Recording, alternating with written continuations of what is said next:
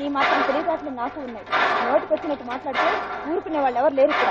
అమ్మో పాపం, అనేవన్నేమో అనేయడం, తర్వాత ఎదుటి వాళ్ళ మీద ఆడిపోసుకోవడం. నేను ఆడిపోసుకుంటుంది తెల్లవారుజామునంగా పంపు దగ్గర బిందె పెట్టెళ్ళాను. నువ్వేమో ఇప్పుడు వచ్చి నీళ్లు పట్టుకుంటున్నావు. చూస్తూ ఊరుకోమంటావా? తప్పెవరు చేస్తే వాళ్ళు నోరు మూసుకొని ఊరుకోవాలి. నాదా తప్పు చెప్పమను. బుద్ధిన్న వాళ్ళు ఎవరైనా నా తప్పని చెప్పమను. తప్పు చేసి పైగా దబాయింపా? ఏమో ఇష్టం వచ్చినట్టు నోరు బారేసుకోకు.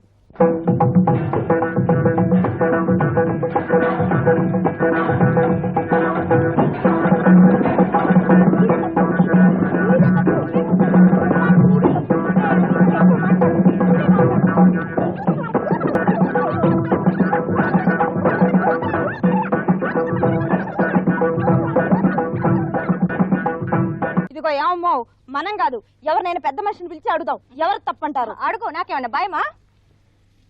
ఇదిగో గురునాథం బాబాయ్ గారు, ఒక్క మాట. అది కాదు బాబాయ్, నువ్వు ఉండవమ్మా, నేను చెప్తాను. ఏమిటమ్మా, ఏమిటి విషయం? ఏమిటి? అది కాదు బాబాయ్ గారు, మీరు పెద్దవారు, అన్నీ తెలిసిన వాళ్ళు. నేను పంపు దగ్గర నీళ్లు పట్టుకుంటుంటే పట్టుకోవద్దంటుంది. అదేమిటమ్మా అని అడిగితే అది తప్పంటుంది. మీరు చెప్పండి బాబాయ్ గారు. అదేం కాదు బాబాయ్ గారు, మీరు పెద్దవారు, అన్ని తెలిసిన వారు, మీరే చెప్పండి. అసలు లేని ముందు నీళ్లు పట్టుకుంటే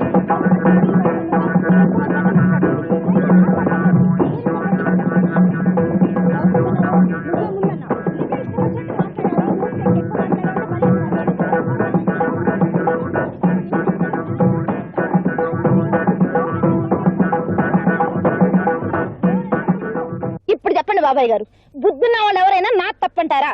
మీరే చెప్పండి బాబాయ్ గారు, తలకాయ ఉన్న వాళ్ళు ఎవరైనా నా తప్పంటారేమో. అమ్మా అమ్మా, మీరు నాకు కొంచెం టైం ఇస్తే నాకు బుద్ధి ఉందో తలకాయ ఉందో ఇంటికెళ్ళి ఆలోచించుకుంటాను.